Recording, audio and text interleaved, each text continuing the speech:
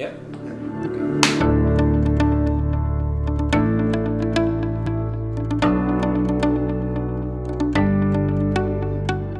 Ich heiße Miguel, ich bin 30 Jahre und komme ursprünglich aus Bremen und bin Content Manager. Mein Name ist Ole Strangmann.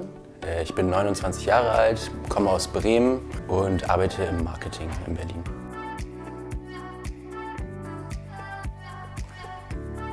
Interessant vielleicht. Lebendig, sehr lebendig.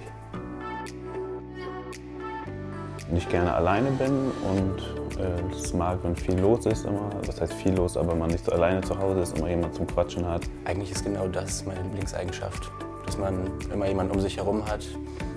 Idealerweise jemanden, mit dem man sich gut versteht, mit dem man auch noch mal zusammen kochen kann oder ein Bier trinken gehen kann. Und deswegen hat sich das ganz gut angeboten auf jeden Fall. Ja, der Miguel singt immer gern mal Spanisch unter der Dusche. Witziger Typ auf jeden Fall, kann ich definitiv sagen, und hatte direkt das Gefühl, dass wir, wie gesagt, auf einer Wellenlinie sind und dass wir zusammen Spaß haben werden. Die Beziehung zu Miguel ist von Anfang an super gut gewesen. Wir haben uns gut verstanden, wir haben ähnliche Interessen. Es ist auf jeden Fall keine Zweck-WG. Ich würde definitiv sagen, dass das mehr ist. Also wir sind keine Mitbewohner, sondern wir sind Freunde geworden auf jeden Fall.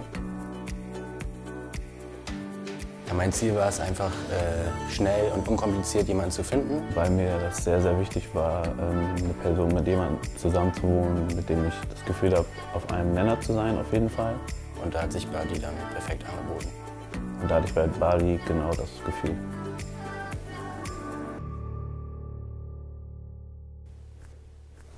Cut.